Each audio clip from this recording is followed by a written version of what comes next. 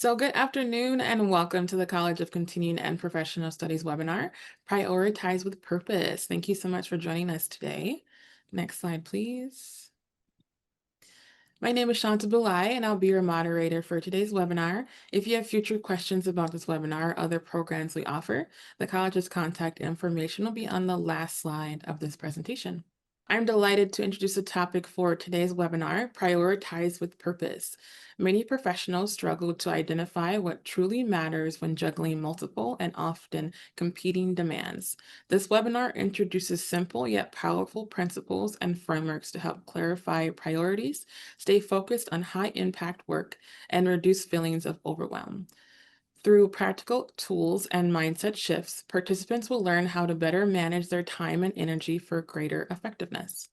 In this webinar, you'll learn to distinguish between urgent versus important and low versus high impact activities, identify common priority setting traps and how to avoid them, explore practical strategies to reduce overwhelm, and lastly, strengthen strategic thinking in the context of setting and managing priorities.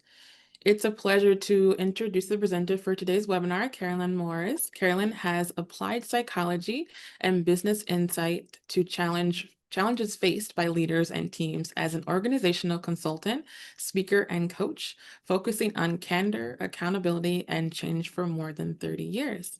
Carolien, thank you again for being with us here today and sharing your wisdom. I'll go ahead and pass it over to you. Oh, thank you so much, Shanta. I really appreciate your wonderful introduction of the topic, which you always know how to word so well. It's such a pleasure to be back with the CCAPS team and to speak about a topic that is very dear to my heart and that I will remain a lifelong student of. So, welcome everyone. I am so glad you're making time for professional development, for reflection, and for gaining some insights and tools. And maybe you are very familiar with most of the insights and tools, yet now you want to take it to the next level and actually implement them on a consistent basis. So I'm sure you've all read the quote from Stephen Covey. The key is not to prioritize what's on your schedule, but to schedule your priorities. And this may seem such a logical, common sense statement. But if you and I really reflect on our schedule of last month, last week, maybe today, sometimes we do prioritize simply what we put on the schedule, maybe busy work or tasks. They could be meaningful tasks, but are they meaningful enough to get your big rocks accomplished? That's the question. Because, people, I don't know all your wonderful backgrounds, your level of experience, nor the industry that you operate in, but I believe that modern life scatters your and my attention across endless, seemingly urgent demands very regularly, if not constantly. And that can leave you and I busy, yet unproductive or not productive enough. You and I may feel that we're always on, yet never fully focused or oftentimes not fully focused, just perpetually scattered. Now, if this may sound gloomy, this webinar has, like I said, insights and tools for you to tackle those challenges. So let's get going. The 4 objectives, I will leave these on your screen for a few seconds, but Shanta did such an awesome job mentioning them already. You will see 4 sections with insights and tools that pertain to these 4 objectives. So let's get going. Part 1. What is the distinction between urgent versus important, and between low impact versus high impact activities or tasks? And how can you not just distinguish, but also live and work accordingly most of the time? Now, I don't think we're going to be able to do all of this all of the time. If you can, you figure out how to do that. please connect with me and I would love to mine your wisdom. But it's a little bit like the image that you see here on your screen. It's a delicate balancing act. So, what does it mean? Urgent versus important. So, we're first going to talk about urgent. I think we all know how urgent stuff feels, right? If we look at it from a purely professional work context, they are tasks that generally have a short term deadline. That's why they're urgent. And they usually require a pretty prompt response from you, maybe even immediate action, either from yourself or one of your team members, if you manage other people, if you manage a team, or maybe even people from other functions or departments. Urgent tasks often involve external pressures. Not always, but they can be the unexpected requests and maybe the unforeseen crises that can make whatever lands on your desk or in your inbox be urgent. Someone else's lack of planning or prioritizing or follow through may have become your urgency. Now, it would be wonderful if you and I could change other people in being organized, proactive, planning well, so that we don't have their urgencies land on our desk or in our email box. And of course, if you and I have good conversations, set expectations, have respectful exchanges with colleagues and team members about how avoidable urgencies impact our work, our deliverables, but also maybe our professional well being, maybe we can accomplish quite a few shifts, improvements, and changes. Yet, you and I know that most influence we have over ourselves, it's easiest to change our own thoughts and habits. And I say easiest because that's darn hard enough, right?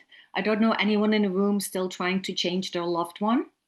And if this were a live session, I would ask for hands up. You maybe were nodding just now, or maybe you did put your hand up. Well, good luck with that, right? So let's look where you and I have influence. So while these tasks are urgent, they oftentimes do not contribute to what truly matters to your long-term deliverables. And that's where they can get in the way of what your long-term deliverables are. So that's why it is so important, even though we just discussed that it's hard to change other people, but to still have respectful, clear exchanges about expectations and impact of how we work with each other. Now, you probably already read some of the examples.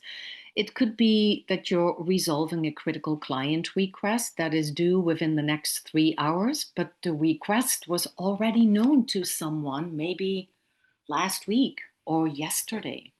It could be that you're providing data to one of your leaders uh, who wants that for a meeting taking place tomorrow. And that meeting was planned quite a while ago, but you simply didn't know of this request, maybe not even of the meeting.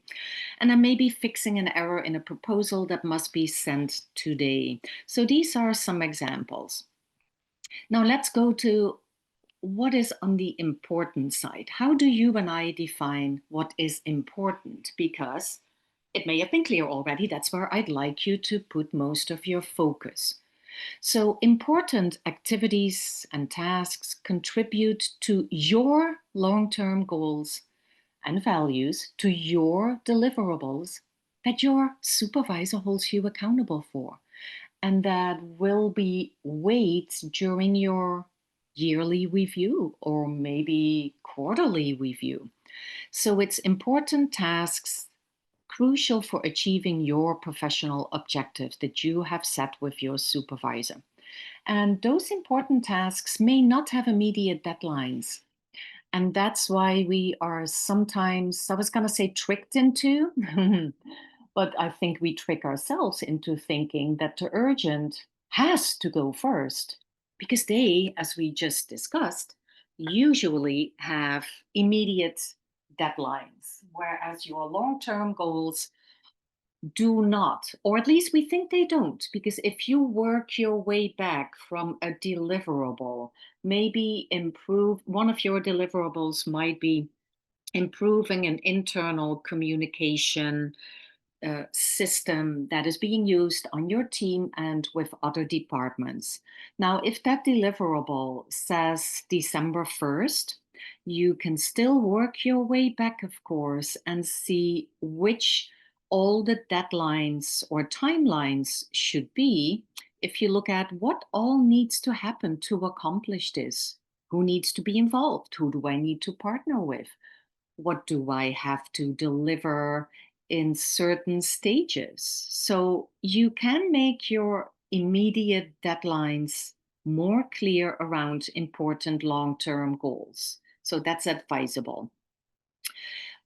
Important, like I said, can be overlooked in favor of urgent tasks because they don't have the immediate consequences, or at least we don't experience immediate consequences when you neglect them or push them aside.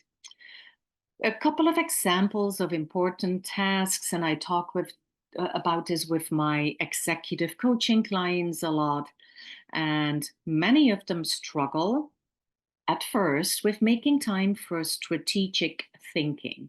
Now, it's not just making time, of course, it's also finding what gets you in the right mindset and mode to think deeper, to connect dots, to think wider, to step into the helicopter, to think about your deliverables and about your role from multiple perspectives, and sometimes even contrasting or conflicting perspectives. So, time is one thing for sure.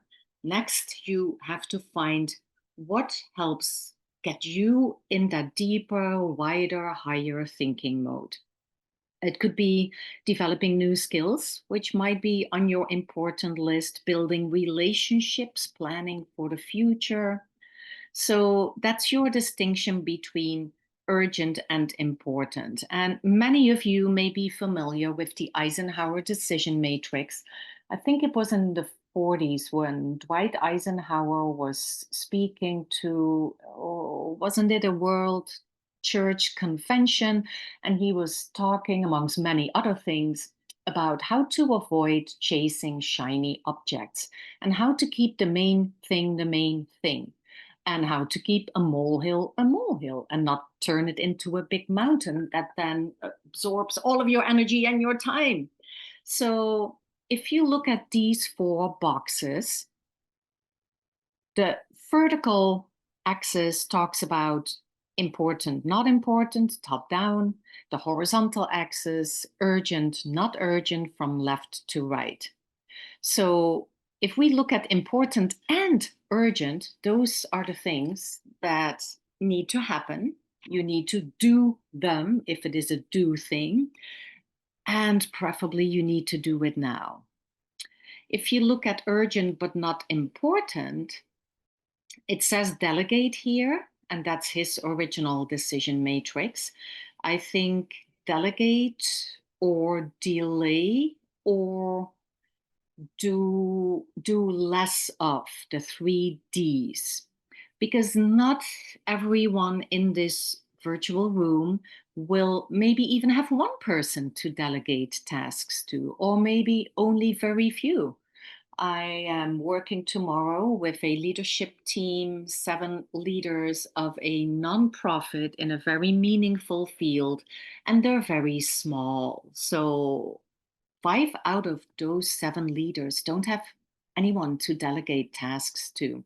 But still, they at times face not important but urgent tasks on their desk. So the question is, can you do it differently?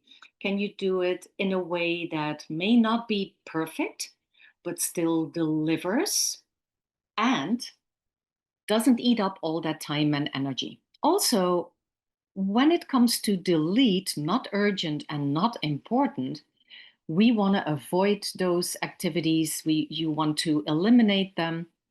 And one good statement that always helps my clients and myself is the following: a decision and an action is only as important as its potential consequences. An action, a task, a decision is only as important as its potential consequences. And why do I say that? Many of you might have had a gut feel response to the word delete. Maybe you thought to yourself, yeah, Caroline, that sounds great. But I am not in a position to decide to delete tasks or activities. Well, that may be true.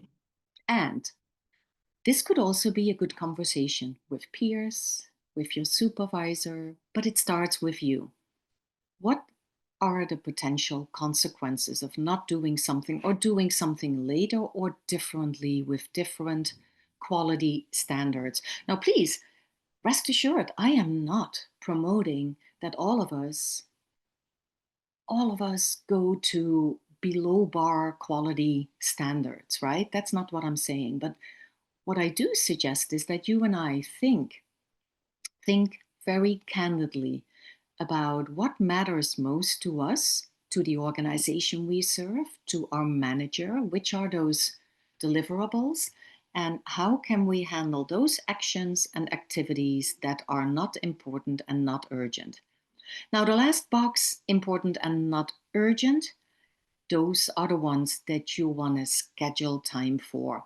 In most cases, and your particular work context, your particular industry, your particular circumstances may be a little different, yet for the vast majority of you, you want most of your time and energy spent in that decide box, important and not urgent.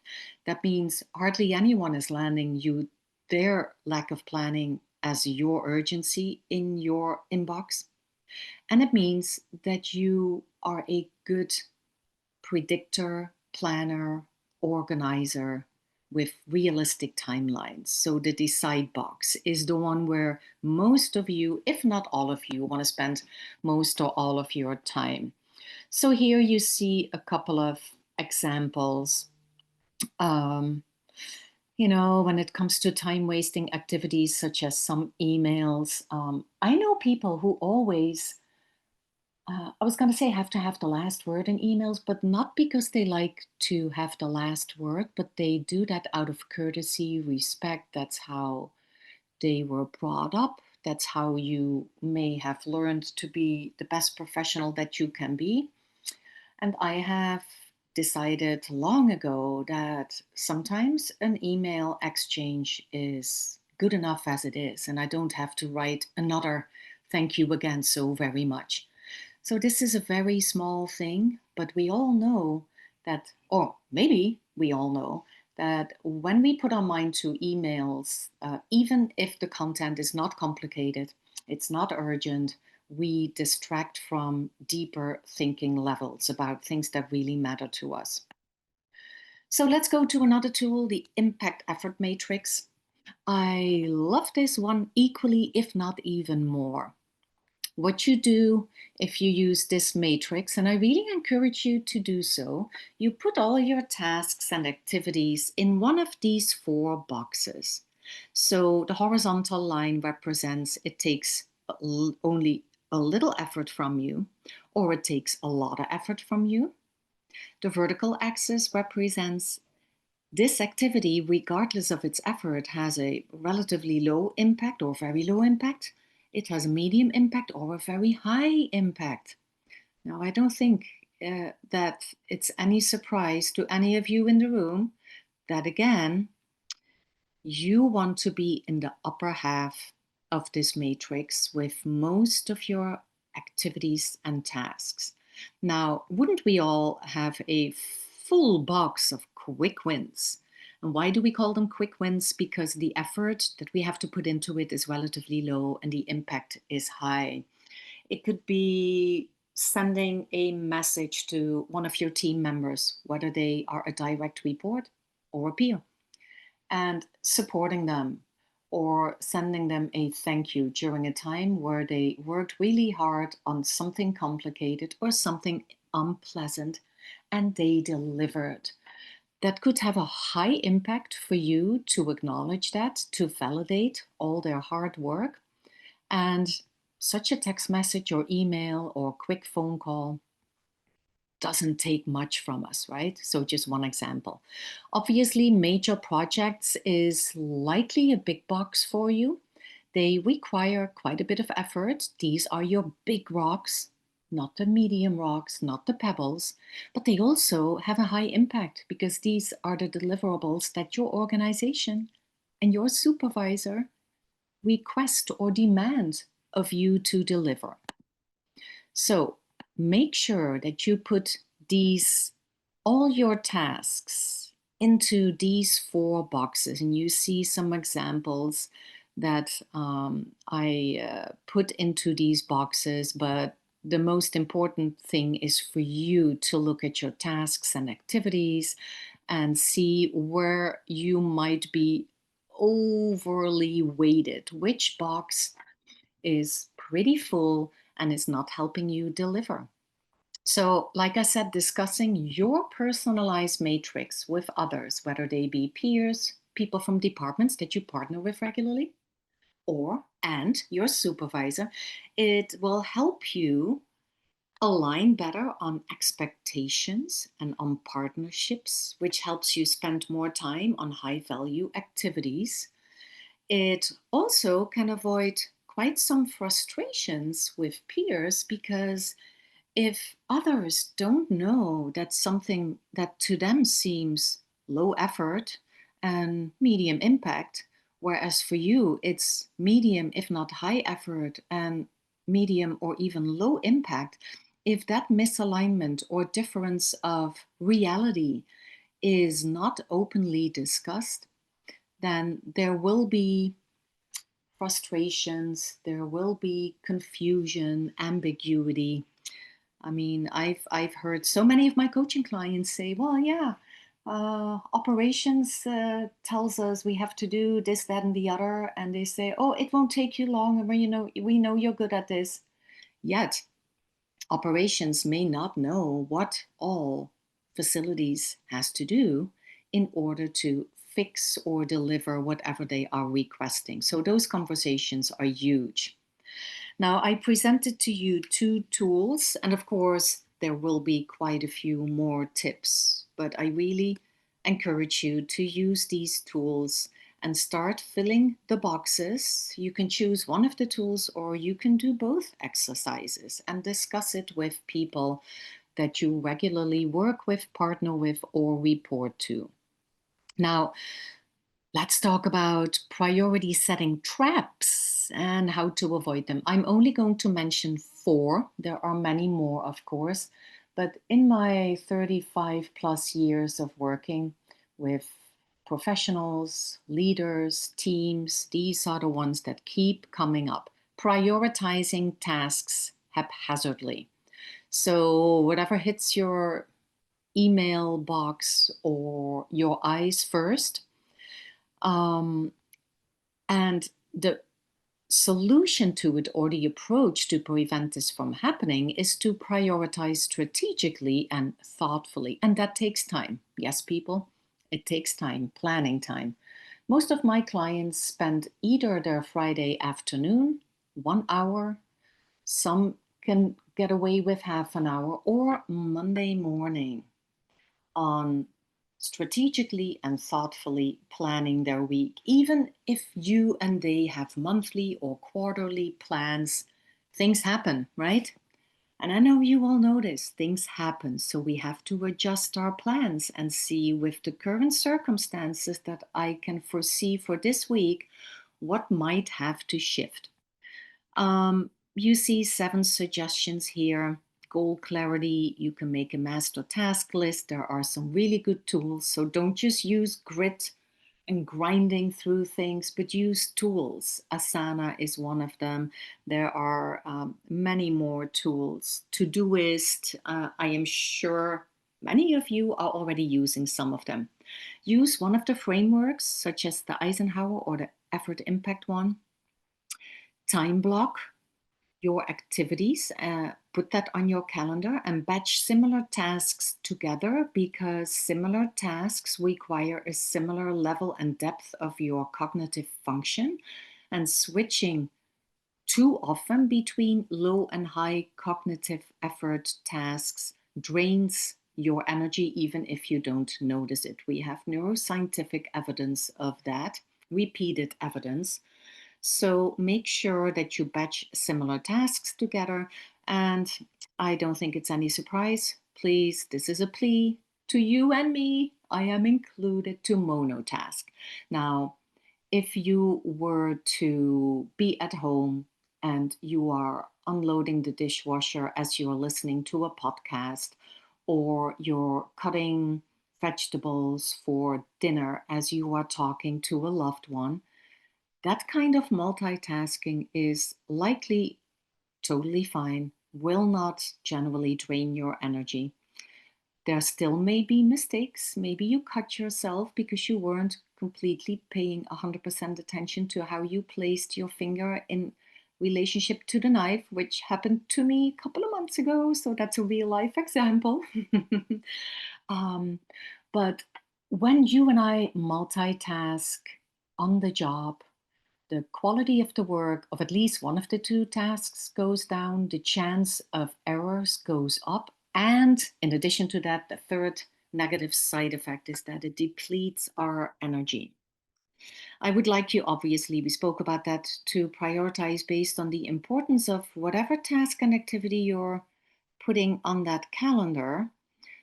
How important is it to achieving your big rocks? And not just, oh, it's an emergency or urgency. Now, some of you may be familiar with Eat the Frog method and the book that goes with it. Attend to your most challenging and urgent task first thing of the day. Now, I think that a lot of people would benefit from this, and I also honor that we are all uniquely different. So quite a few in the room may think, oh no, Caroline, not gonna do that, because I am a slow starter and I do my best, most challenging work right before lunch, later in the afternoon. I believe you if that is the case. So the real thing is, find out when your most productive and focused and energetic and deep thinking time is. Most of us have certain times of days, but certain times of the day, but if you didn't get quality sleep last night because a loved one or a pet was up sick, or maybe you weren't able to nourish and hydrate well because you were delayed from a flight back or flight out, which happened to me and a leadership team recently, then maybe you want to adjust that normally perfect time to do your most challenging work. I already talked about leveraging tools, task management software, digital calendars, AI assistants. I would love to have a conversation about how many of you and in what ways you use AI. AI has many faces, it entails many goodies and obviously also dangers. And number 7, the Pareto principle, the 80-20% rule. 80% of your output is generated by about 20% of your input. So what is your 80-20 formula? The second thing that can get in our way, neglecting to delegate. And again, I realize some of you in the room will not be in a position to delegate, but maybe you will be in the future. So attempting to do it all yourself is a common occurrence, because maybe you do it better, maybe you do it faster, maybe you are concerned without any real evidence about the quality. Maybe it's a control issue, which doesn't make you a unpleasant control freak at all. But please, this can lead to long hours, fatigue, and not enough time for your big rocks. So, how can you delegate so that you can prioritize with purpose, people? And I like to think that these 7 suggestions are likely not new to you and they make a lot of sense. The most important reflection is, am I putting what I know to be true or what I know to be helpful into practice? So the first one is, hey, welcome to the world of human beings. Yes, you and I, we may be driven, we may be experts in our field, we may be good people, etc. And we are human, so we have limits. We make mistakes at times. We have days or weeks that overwhelm is about to take over, and acknowledging that and finding people that you trust, that you feel psychological safety with, and discussing that with them. I think it humanizes the workplace and it humanizes all of us. Number 2, reframing delegation. It's not about offloading as much work as you can. Delegation can also really be about empowering and developing others. So, what is it that I could bring to someone else? What is it that you could delegate to someone that might fill their buckets, that might give them an opportunity for maybe exposure to leadership, maybe exposure to a different department or function, or maybe practicing certain types of activities, getting their feet wet, which may help them in their career track. Number 3, audit and categorize your tasks based on a couple of things: complexity, priority, and ease of teaching others or mentoring others through it. So keep those 3 in mind whenever you think of delegating something to someone else. You generally are better off if you delegate tasks that are not absolutely critical to your core deliverables, because you do want to have most, if not full, control over the quality and the timelines of those tasks. Make sure, like I already stated earlier, that you look at your staff's or peers' skills, interests, availability, in addition to the complexity, priority, and ease of teaching the task to others. So I'm adding 3 other criteria. Then develop clear instructions, explanations, and a support control so that you don't have to hover over the person, that you don't have to micromanage, but they know they can always come to you if they are hesitant about how, when, etc. And then make sure you don't just delegate authority, but also responsibility. Empower that person or that team to make decisions and own the work. Now, certain decisions may still always have to be run by you, but not every level of decision should when you delegate. I was reading an article a couple of weeks ago and I took a few of their ideas. Principles of high level delegation. And I already alluded to this. Delegation is not about doing less, it's about doing more of what only you can do, while growing others to do more than they may thought they could do. Now, this is a different way of looking at delegation. And so, again, summary: involve others and ask what they're interested in, what might be meaningful to them. Fully let go emotionally of the task or activity. Follow up without taking over, micromanaging, and hovering. Debrief delegation experiences: what worked, what didn't work, how did they experience your support, and maybe let go of legacy tasks that once were really important for you to hold on to, but maybe the professional context that you're operating in has changed, or maybe your role has changed slightly or more than slightly. So, what have you held onto out of comfort or habit? So, good reflections for you to use. Okay, the third hurdle in prioritizing strategically and thoughtfully and sticking with priorities, and that is difficulty saying no. Anyone in the room ever had difficulty saying no? I like to think quite a few of you. So there are all kinds of psychological, social, organizational, and organizational cultural reasons why you may struggle to say no. You can read through these 8 elements or reasons: FOMO, assertiveness, being a really helpful person, and please don't change that. Yet you still may have to say no at times. I think the world is a much more beautiful world when all of us are collaborative, caring, supportive, and helpful. And you are human, remember? So you do have limitations. Maybe there is your need for validation and approval. Maybe there is a culture of overcommitments, fear of disagreements, confrontation, conflict, which a lot of people equate with saying no.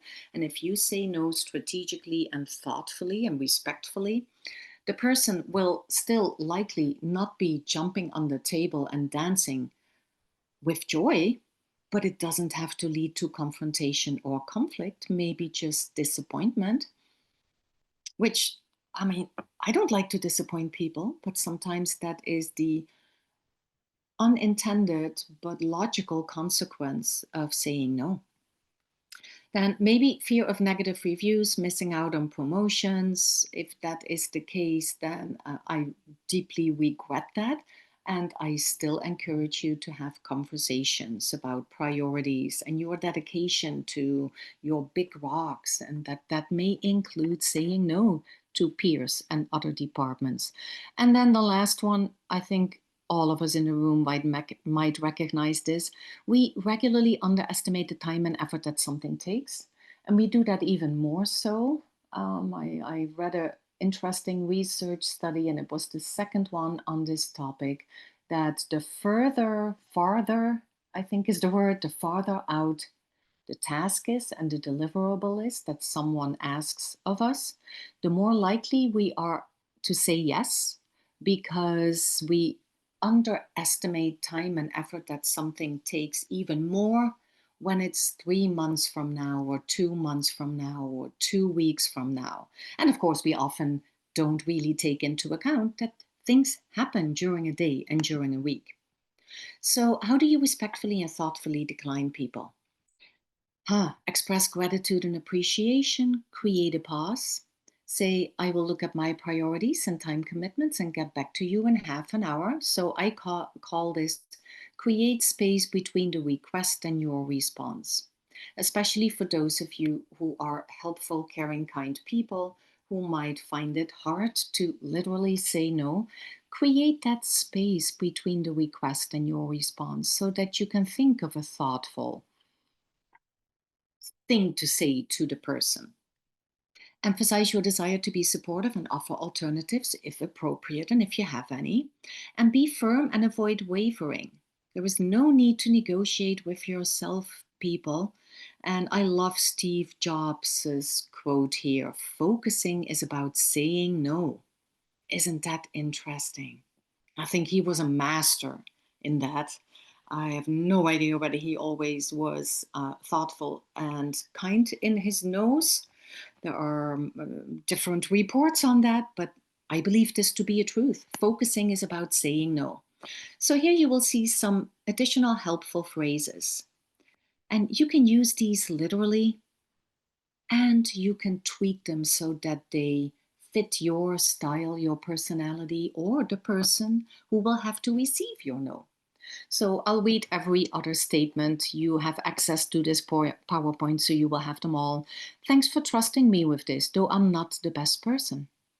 I'm unable to commit to that. I'd be happy to help in the future if the opportunity arises again. I regret to say that I have a prior commitment that conflicts with this request. And unfortunately, I'm at capacity with my current workload. And like I said, I read out loud every other statement, but please make sure that you have helpful phrases at your disposal after you have created that pause between request and your response. And the last one: what can get in the way of strategically and thoughtfully prioritizing and sticking to your priorities? And that is failing to review and adjust. Maybe you are stuck in outdated or irrelevant priorities from last month or 2 months ago. For some, if not many of you, it's a fast changing work context. If that describes your work context, it's even more important to review and adjust priorities. Many of us follow the path of least resistance, so we stick with easy and with known tasks over more important and challenging ones. So, how to avoid this from happening? No brainer, regularly review your big rocks, how that corresponds with your task list and with your calendar, and with how you deal with urgencies, emergencies, and requests. Discuss again with your supervisor and peers and other collaborators. And of course, that discussion should always be an open dialogue. And then adjust priorities based on changing circumstances while in alignment as best as you can be with your supervisor and others that are impacted, so that you know at least your supervisor has your back. So, whenever you notice that there are too many big rocks or seemingly really important things on your plate, go back to your manager and say, I would like your thoughts on how to look at these priorities and the conflict with available time and energy. It's one way of phrasing it. I'd like your thoughts. And of course, it's all about alignment. It's all about that they are in the know and that they have your back. So, some suggestions. Let's go to part 3, practical ways to reduce overwhelm. Are you ready, people?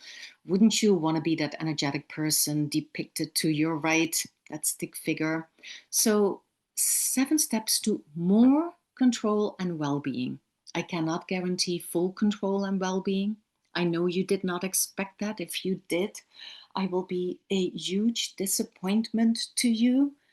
But you can get more to a higher level of well being and more control by managing your mindset, being realistic in your thoughts about yourself. And that starts with accepting that you're human, that others are human, and that conversations need to be timely and transparent. They may be uncomfortable, but it doesn't mean that they are impossible. You want to structure your time wisely, for which I gave some suggestions earlier. You want to use tools, not just grit. I think I already mentioned that. And please, in the chat, share with everyone the tools that you may be using and that you appreciate. Make sure you ask for help or for alignment timely. Set those boundaries by creating that space between request and response and knowing how to say no. Make sure that you have mini recovery and mini mindfulness moments throughout a day. If you search online many mindfulness moments on the job and many self-care activities, there are so many that you and I can do that take 30 to 60 seconds only. So let's be honest here, people. Who doesn't have 30 to 60 seconds right after this webinar? I like to think that most of you do. It gives you enough time for some deep breathing, for some stretches, for listening to part of a song or whatever it is that helps you rejuvenate. And then be truly present in the moment. Be here now. Don't allow your mind to wander deeply into what just happened in that meeting or the high stakes presentation of next week or the difficult conversation with a loved one this weekend. Make sure that you are present here fully now. So, managing your mindset. No surprise, people say, I'm human too. Remind yourself busy is not necessarily effective. Reserve excellence only for what matters most. So that's for the perfectionists out there. Ask harsh self-criticism or self-compassion. Which one would you like to choose? Which one do you want to go for? Is something an insurmountable obstacle or is it a growth chance? And many things can be good enough rather than perfect. So when it comes to structuring your time wisely, you see 6 suggestions. I already mentioned time blocking, reviewing, allocating focused work in your calendar and take short breaks after deep focused thinking. Schedule buffer time between meetings, even if it is only 2 or 5 minutes. In my Making Meetings Matter More courses and workshops, I tell people you can let your meeting convener know that you will log off 5 minutes before the hour to get into the right preparation and mindset for your next activity or meeting. And then group emails, calls, admin, because switching drains. I already mentioned that. So, what I'd like you to write in the chat, one suggestion you've heard so far that you are willing to commit to, act on for a whole week at least, every day, consistently. So please write in the chat one practical thing that you heard, whether you knew about it or not, that you are willing to commit to, act on for a whole week, every day, consistently. And I really appreciate you all writing. Excellent. And please keep writing, because once you write it down, it's real. One of the only proven types of therapy is any therapy that includes writing and journaling about thoughts, feelings, triggers, coping styles, etc. So writing really helps. Oh, you are great people. I see so many awesome suggestions, awesome commitments, I should say. Oh, I love it. I love it. Keep it going. Yes, please write. And if you thought, no, I have it already in my mind, I don't need to write it, I still challenge you to write it in the chat, because once we write it, it's even more real. So the last part, strengthen your strategic thinking in the context of priority setting. Look at this. Priority setting without strategy is for all the cooks out there, like picking ingredients without knowing the recipe. How can you pick ingredients if you don't know what you're going for, what the end result should be? And that's the same with priority setting. If you don't do that with a strategic approach, then you may end up with a delicious meal or not. But is that the meal that you were supposed to deliver? So, the how to of a strategic approach. I could have made this 3, 4 slides, but I chose the 6 ways that my coaching clients, my leaders, and my teams use the most and appreciate the most. The zoom in, zoom out. So set aside weekly or monthly, whatever works best for you, time to step back and revisit your long-term rocks, deliverables, but also think about department and company trends like evolving contexts, what may be changing in the near future, and how is that going to impact me, my deliverables, my team, my partnerships. Next, practice the 10-10-10 principle. Maybe you know about it. Think about the consequences of your choice in 10 days, in 10 weeks, and in 10 months. This sharpens your long-term thinking. Something that seems really strategic or very important for the next 10 days may not if you think of the 10-month framework. And remember, an action and a decision is only as important as its potential consequence. Scenario planning, the what if scenarios. For those of you who are parents in the room, maybe you don't like the yes, but and the what ifs. Yet please, let's not stifle our children or dampen their what if thinking. It's such important strategic thinking. What if this happens? What if that were to happen? Not just gloomy, doomy, or big clouds hanging above you, but also beautiful things that might happen. And how would that impact me, my team, my role, my priorities, my week? Also, no surprise, ask better questions, such as if I could only do one thing this week, or maybe in your context this month, what would it be? Only one thing. What would it be, people? Those who ask the best questions get the best answers / results / deliverables. Create a not now list. Has anyone ever done that? I love it. Maybe I will do it, but definitely not now. And that is to strengthen your discipline to say either no or to delay something. You can call it a parking lot list as well. And then reflection and after action reviews. After action reviews, AARs, stem from the military, special ops. Did my priorities pay off? What did I intend to accomplish and what did I really accomplish? And what caused the gap between intent and impact? And what of causing that gap is within my sphere of influence? What would I do differently? So keep these approaches in mind. And with that, I really want to thank you all for signing up for this webinar, choosing CCAPS. And Shanta, I think you and I are ready to address some questions if there are any. Yes, thank you so much, Carolyn. And again, thank you so much for sharing so much wealth of knowledge on this topic here. If I could have you go to the next slide, Mm-hmm. that would be wonderful. Thank you. Yes. Just before we get into the Q&A forum, we do have just 2 survey questions here related to the topic of the webinar and your experience with our topics here. This is really valuable information for us just so we can continue to plan our monthly webinars with relatable topics. And also, if you want to use the QR code there, that is a further detailed survey if you do want to add in some topics that you want to hear from us. So I will give you about a minute or so to go through that, and then we will move right on to our Q&A portion.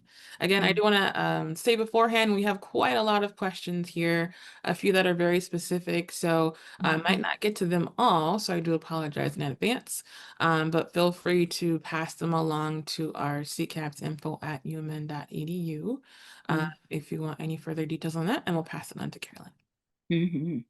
We'll go into the questions now. So, Excellent. um, our very first question, how do you prioritize tasks in a role where you have core projects, responsibilities, but part of your role involves providing administrative support for others? I find it challenging because I time block to work on these high levels, big projects that are core to my work, and then I end off needing to move them to accommodate the immediate smaller support tasks and don't directly relate to my goals and my big picture, but are requirements of my position. Mm-hmm. Oh, it's such a relevant question, and maybe exactly similarly or slightly different, others in the room recognize this as well. That is quite the challenge. I want to acknowledge that. A couple of things that come to mind, which the professional may already be doing, and I don't know that, of course, is looking into the what can be automated or simplified when it comes to providing admin support to others. Another suggestion that comes to mind is helping others understand what you need from them and with what timeliness in order to provide the support. Another thing that comes to mind is hopefully finding ways to say no to certain things that you and I realize they can easily do themselves, even though you're there for admin support. I think it doesn't mean that you have to do anything and everything admin related. So having good conversations around that.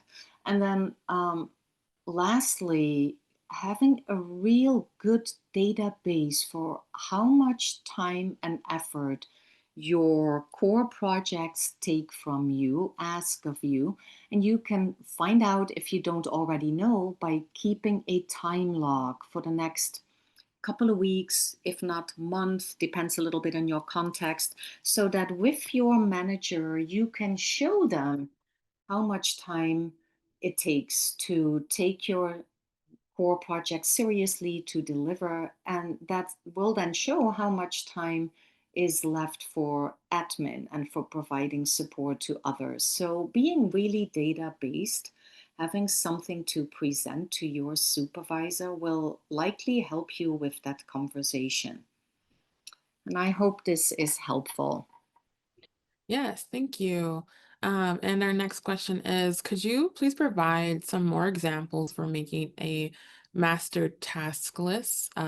We heard Asana was mentioned, and perhaps any recommendations for similar but free tool app or platform for those working with limited budgets.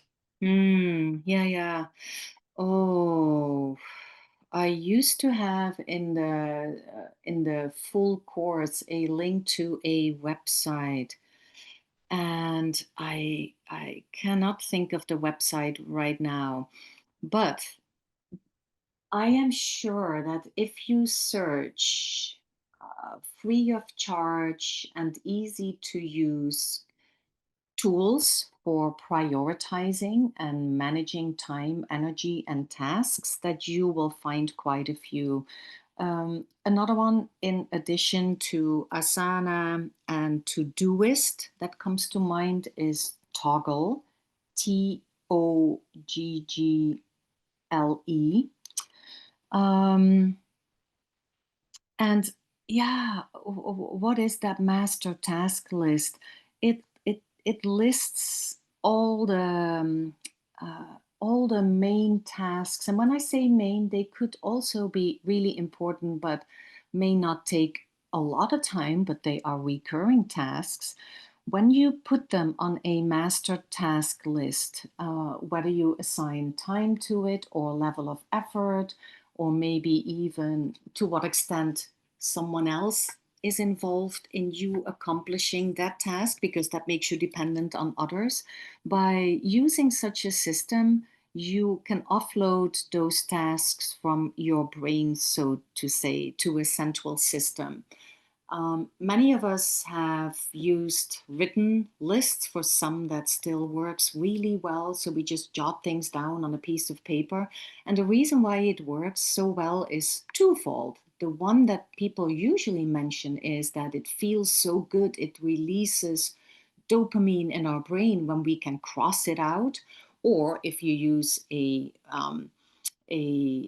computerized system, it feels good to put behind the task the green check mark, but it also relieves our brain from having to remember it all and from leaving it almost like, when you leave something on a stove on a really low heat level, it still takes energy. And if we don't offload our tasks into a system that works for you, then you will use up unnecessary brain power by not allowing the brain to not have to worry and think about it any longer.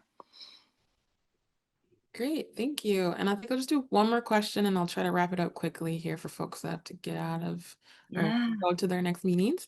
For me, it can be deceptively simple to think I know what my big rocks are, but lately I've been thinking I need to revisit them. What are some good tools for determining or ensuring my real goal or big rocks?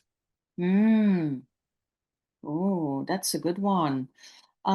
My first thought is that conversation with your manager.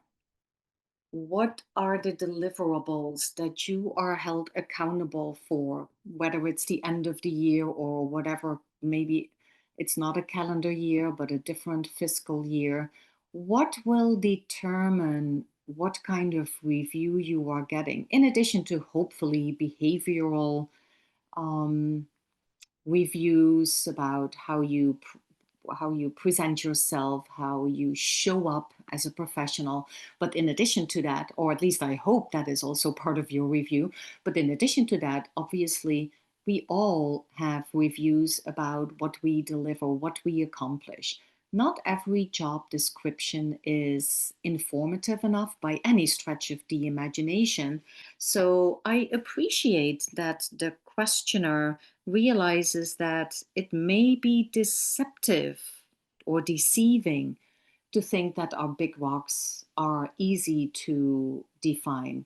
I think if you ask a manager, your manager, of course, what would really move the needle if I were to accomplish or deliver what? What would get me an outstanding review? What would really help my department or this organization thrive or be successful?